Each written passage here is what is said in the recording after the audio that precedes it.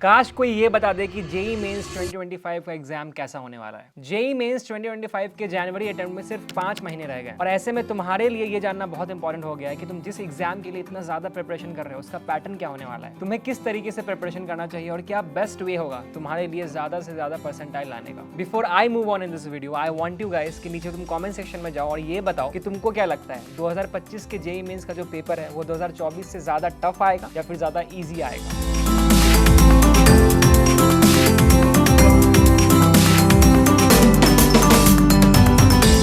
आज की इस वीडियो में हम इसी चीज के बारे में बात करेंगे और कोई थियोरेटिकल बात सिर्फ नहीं करेंगे कि हाँ भैया टफ आएगा, इजी आएगा, ऐसे पढ़ लो वैसे पढ़ लो। नहीं, हम बहुत ही स्टैटिस्टिक्स देख के बात करेंगे, प्रॉपर एनालिसिस करेंगे पिछले 4-5 साल के जेईई मेंस के पेपर का एंड उसके बेसिस पे ही कंक्लूजन निकालेंगे। अगले 10 मिनट में तुमको एक अच्छा खासा ओवरव्यू मिल जाएगा कि जेईई मेंस 2025 का पैटर्न कैसा होने वाला है, उसका डिफिकल्टी लेवल क्या होने वाला है। क्या वो 100% एक्यूरेट होगा मुझे नहीं पता, बट मुझे इतना जरूर पता है कि अगर तुमने इस वीडियो को देख ली तो तुमको एक बहुत ही ज्यादा अच्छा आइडिया लग जाएगा एग्जाम के पैटर्न का, एग्जाम के डिफिकल्टी लेवल का। और क्योंकि मैं ये अपने मन से नहीं बोल रहा हूँ, स्टैटिस्टिक्स को देख के बोल रहा हूँ, इसलिए इवन इफ मेरी बातें 100% सच ना हो बट स्टिल तुमको बहुत ही अच्छी प्रोबेबिलिटी के साथ इसका रिजल्ट देखने को मिल जाएगा। तो इसलिए वीडियो को लास्ट तक देखना और ध्यान से देखना, क्योंकि भाई बहुत ही सिंपल सी बात है जिसमें मैं बिलीव करता हूँ दैट एक इंसान को अपने ओपोनेंट के बारे में सब कुछ अच्छे से पता होना चाहिए। जब क्रिकेट मैच भी खेलने आता है ना इंडियन क्रिकेट टीम, तो देखता है कि ओपोनेंट टीम में कौन से प्लेयर्स है, वो कैसी बॉलिंग करते हैं, कैसी बैटिंग करते हैं, उसके अकॉर्डिंग अपना स्ट्रेटेजी बनाते हैं, राइट। तो यहाँ पे एग्जाम तुम्हारा काइंड ऑफ ओपोनेंट है। तुमको ये जानने की बहुत ज्यादा जरूरत है कि एग्जाम में होने क्या वाला है, क्या पैटर्न आने वाला है। और एक बार तुमको वो पता चल गया तो तुम उसके अकॉर्डिंग अपने स्ट्रेटेजी को मॉडिफाई कर सकते हो ताकि तुम एग्जाम में और भी अच्छा परफॉर्म कर सको। Also make sure to subscribe to the channel guys, इससे हमारा मोटिवेशन बना होता है कि तुम्हारे लिए और वीडियोस लेकर आए। बहुत सारे बच्चे चैनल को देखते हैं बट सब्सक्राइब करके नहीं रखा है, तो guys you have to subscribe to the channel right now. तो शुरू करते हैं वीडियो और देखते हैं जेईई मेंस के पिछले 5 साल के कुछ इंपॉर्टेंट एनालिसिस को। नंबर 1 है कट ऑफ एनालिसिस। तुम्हारे स्क्रीन पे तुमको एक अभी टेबल दिख रहा होगा, ध्यान से देखो इसको। अगर तुम इसको अच्छे से ऑब्जर्व करोगे तो तुमको यहाँ पे ना एक पैटर्न देखने को मिलेगा। अगर जनरल कैटेगरी की बात करें तो 2020 में कट ऑफ थी 90.4, 2021 में 87.9,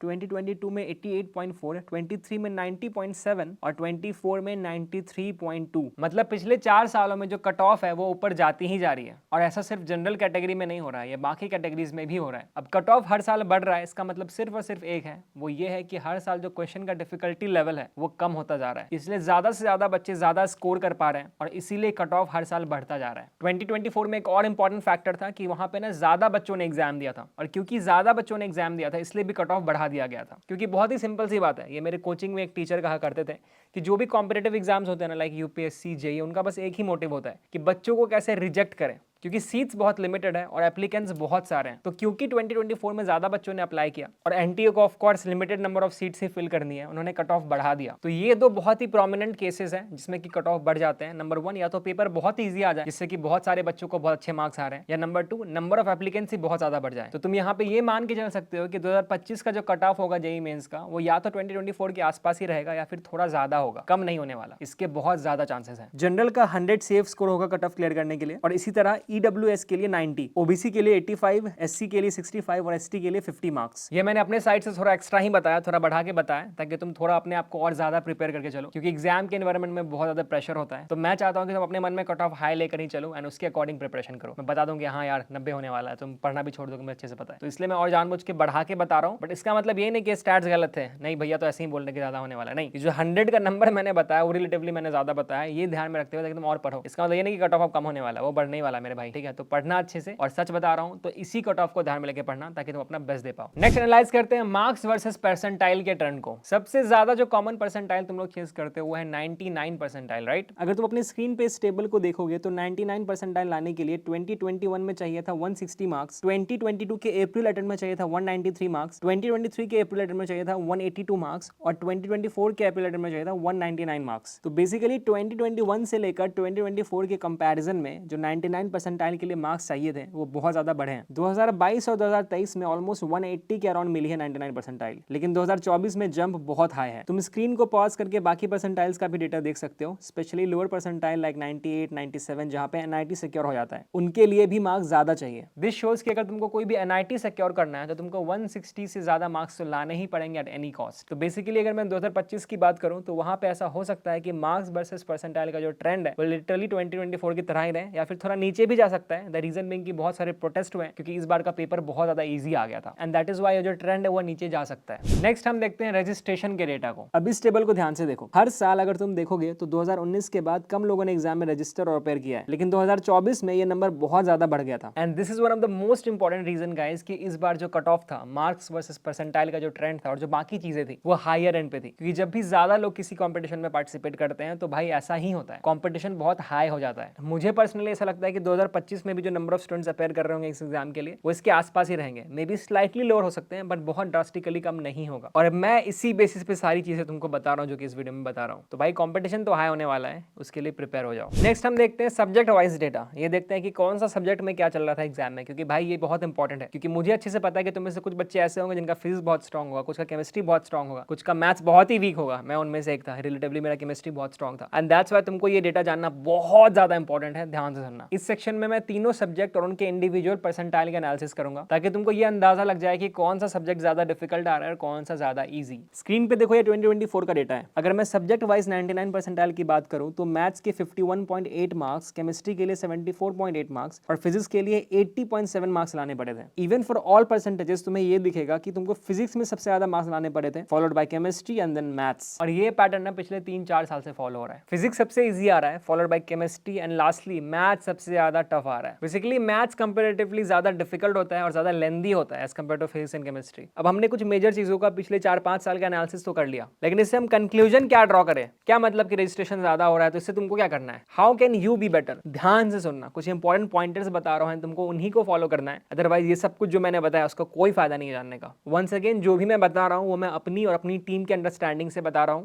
हो सकता है कि चीजें एग्जैक्टली ऐसा ना आए, कुछ डेविएट करें, बट हाँ अगर हमारा कैलकुलेशन सही है तो बहुत हद तक चीजें एग्जैक्टली ऐसे ही होंगी। तो डेफिनेटली तुम बाकी लोगों से भी कंसल्ट करो, अपने टीचर से भी कंसल्ट करो and at the end of the day ढेर सारा पढ़ाई करो, क्योंकि हार्ड वर्क का कोई तोड़ नहीं है। By the same time smart work भी करना जरूरी है एंड दैट्स व्हाई हम यहाँ बैठे हैं तुमको गाइड करने के लिए। कंक्लूजन में बताऊं उससे पहले हमारे चैनल पे ढेर सारी और वीडियोस है जो कि तुमको गाइड करती है तुम्हारे जेई प्रिपरेशन में। बहुत सारी प्लेलिस्ट बना रखी है। एक प्लेलिस्ट है जिसका नाम है जेई जीतेंगे सीरीज, जिसमें कि बहुत सारी ऐसी स्ट्रेटेजीज हमने बता रखी है जो कि तुम्हारे प्रिपरेशन को बहुत ईजी कर देंगे। बैकलॉग कैसे करना है, मेमोराइज जल्दी कैसे करना है, सब कुछ है वहाँ पे। Definitely check it out, link description में डाल दूंगा एंड प्लीज चैनल को सब्सक्राइब कर लेना, तुम्हारे फायदे के लिए बोल रहा हूँ। अब आते हैं कंक्लूजन पे। नंबर 1, एग्जाम बहुत ज्यादा डिफिकल्ट नहीं होगा। ये तुम इस चीज से अंदाजा लगा सकते हो कि हर बार तुमको 99 परसेंटाइल स्कोर करने के लिए ज्यादा से ज्यादा मार्क्स लाना पड़ रहा है एंड ज्यादा मार्क्स तभी आ सकता है जब आपका पेपर इजी हो। तो पेपर इजी होगा। एट द सेम टाइम हो सकता है कि प्रीवियस ईयर के कंपैरिजन में इस बार का पेपर थोड़ा ज्यादा टफ आए। द रीजन इसकी एनटीए को बहुत गालियां पड़ी हैं और एग्जाम बहुत इजी आने से मल्टीपल टॉपर्स और 100 परसेंटाइल का भी इश्यू आया था। सो दैट्स व्हाई ऐसा हो सकता है कि एग्जाम का डिफिकल्टी लेवल थोड़ा बढ़ा दें। अगर उनका दिमाग खराब हो गया तो शायद बहुत ज्यादा बढ़ा देंगे, बट इसके चांसेस बहुत कम है, तो टेंशन मत लो। Number 2, you can expect some major changes in the exam conduction process. ऐसा भी हो सकता है कि ये जो एग्जाम कंडक्टिंग बॉडी है दैट इज एनटीए वो चेंज हो जाए या फिर उसके फंक्शनिंग में बहुत मेजर चेंजेस आ जाए। गवर्नमेंट बिल्कुल भी ये रिस्क लेना नहीं कि अगले साल फिर से जेई नीट के एग्जाम में कंट्रोवर्सीज हो। नंबर 3, इसके बहुत ज्यादा चांसेस है कि कंपटीशन थोड़ा ज्यादा बढ़ेगा ही बढ़ेगा और बच्चे ज्यादा स्कोर करेंगे ही करेंगे। तुमको ये मान के ही चलना चाहिए और इसलिए जो तुम्हारा टारगेट मार्क्स है वो ज्यादा होना चाहिए ताकि तुम बहुत ही ज्यादा अच्छे से प्रिपेयर्ड रहो। पॉइंट नंबर 4, अगर मैं सब्जेक्ट वाइज बात करूं तो अगर तुम फिजिक्स को देखो तो बहुत ही ज्यादा आसान आता है, वो बहुत ही फंडामेंटल क्वेश्चन आते हैं, बहुत ही फॉर्मूला ड्रिवन क्वेश्चन आते हैं। केमिस्ट्री भी ठीक ठाक ही आती है। ये तो मतलब मेरे टाइम से मैं देख रहा हूँ कि बहुत ही ज्यादा एनसीईआरटी बेस्ड आती है केमिस्ट्री। मतलब अगर तुमने एनसीईआरटी को अच्छे से याद कर लिया है तो केमिस्ट्री में तो फाड़ दोगे तुम। बेस्ट कंडीशन अगर मैं बताऊं तो तुम्हारा माइंडसेट ऐसा होना चाहिए कि तुम फिजिक्स केमिस्ट्री को इतने अच्छे से प्रिपेयर कर लो कि तुम सिर्फ इन दोनों को मिलाकर 140-150 मार्क्स स्कोर कर पाओ। एंड इन दैट केस अगर तुमने मैथ्स में 40-50 मार्क्स भी स्कोर कर लिए तो आराम से तुम 180 से ज्यादा मार्क्स ला सकते हो मेंस में। पॉइंट नंबर 5, इसके चांसेस बहुत हाई हैं कि जो जेई मेंस का जनवरी अटेम्प्ट होगा उसमें बहुत ज्यादा चेंजेस नहीं होंगे in terms of percentile, in terms of pattern, in terms of everything, in terms of difficulty as well. तो इसलिए तुम्हारा टारगेट यही होना चाहिए कि तुम जनवरी अटेम्प्ट में ही ज्यादा से ज्यादा अच्छे से प्रिपेयर होकर जाओ, अपना बेस्ट शॉट द्वारा अच्छी परसेंटाइल स्कोर करो। ये हर साल देखा गया है कि जनवरी अटेम्प्ट में ना कम मार्क्स पे ही ज्यादा अच्छी परसेंटाइल्स आ जाती हैं। तो प्लीज बिल्कुल टाइम वेस्ट मत करो, बिल्कुल ये मत सोचो कि यार मैं अप्रैल अटेम्प्ट में देख लूंगा। नहीं, अपना पूरा फोकस, पूरा एनर्जी जनवरी अटेम्प्ट पे लगा दो, फाड़ दोगे। भैया अब ये सब जान के क्या करें? अरे भाई मेरा शक्ल क्या देख रहे हो, इसको जान के अप्लाई करो। जो भी मैंने तुमको भी एनालिसिस दिया पिछले 4-5 साल का, उसके बेसिस पे अपना पूरा स्ट्रेटेजी प्लान करो। देखो कि तुम्हारा कौन सा सब्जेक्ट वीक है, कौन सा स्ट्रॉन्ग है एंड किसको कितना टाइम देना चाहिए। अभी मैंने बताया ना फिजिक्स केमिस्ट्री मैथ्स कितना टफ आता है, उसको ध्यान में रखो। रख के उस प्लान को अच्छे से अगले 5-6 महीने फॉलो करो एंड ट्रस्ट मी तुम एग्जाम में बहुत अच्छा परफॉर्म करोगे। बहुत ही कम टाइम बचा है, तो I want you guys to give your 200% and fulfil your IIT dream. इसके साथ साथ अगर IIT JEE preparation, IIT JEE से रिलेटेड या फिर जनरली इंजीनियरिंग से रिलेटेड कोई भी डाउट है तुम्हारा, तो नीचे कमेंट सेक्शन में जरूर क्वेश्चन पूछना और चैनल को सब्सक्राइब करके जाना, क्योंकि मैं उस क्वेश्चन का आंसर करते हुए एक वीडियो जरूर बनाऊंगा ताकि तुम्हारा डाउट क्लियर हो सके। इसके साथ साथ ऑलरेडी हमने बहुत सारे वीडियोस बना रखी है, कैसे तुमको पढ़ना चाहिए, क्या स्ट्रेटेजीज एग्जाम में तुम अप्लाई कर सकते हो। ध्यान से देखना, ट्रस्ट में तुमको बहुत ज्यादा फायदा होगा। Thank you so much for watching. This is Eclipse Nova signing off. See you in the next video.